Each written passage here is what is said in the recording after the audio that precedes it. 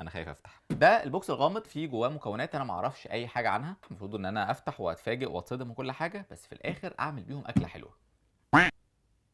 احتمال افتح مثلا الاقي قرد من غير ديل ولا حاجه. ايه ده؟ هي المكونات صغيره وشكلها على فكره مش صعب. بيض، تفاح، شاي رابط بينهم، باودر لونه اوف وايت، سكر الحمد لله عرفناه، ودي يبدو ان هي قرفه. الدقيق مع السكر مع البيض يقول مثلا ان ده بانكيكس. التفاح والقرفه يقول ان دي الخليط اللي هو زي بتاع الابل باي كده. فازاي بقى الاتنين هيركبوا مش عارف. اللي جه في دماغي ان الدقيق والسكر والبيض ممكن اعمل بيه عجينه. التفاح والقرفه هكرملهم على النار، بس انا محتاج زبده.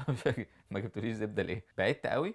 هديك هنت كده ان الحاجات كلها هتبقى مع بعض. هحط كل حاجه على بعضها، بس التفاح هحطه مع الدقيق والبيض ازاي؟ هقطعه كيوبس صغيره واحطه في الطاسه واشوح الكبده او اشوح الزبده. عشان هقطع التفاح احتراف تكسير البيض.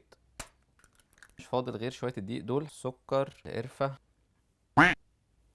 ونقلب بقى الحاجات دي. بعدين نحط في هذا السيليكون بتاع الاير فراير فطيره تفاح بالقرفه بالاومليت، وخرجناها من الاير فراير بعد 10 دقايق. تحس ان هي ايه، كيك بس مش كيك في نفس الوقت. يعني ده شكلها اهو. ياخد كده حته من الطرف دي حلوه قوي قوي. انا كنت مقلق تديني احساس الاومليت سواء في الطعم او في القوام، حاجه كده تحس انها بتملاك او بتشبع وفي نفس الوقت طعمها عظيم.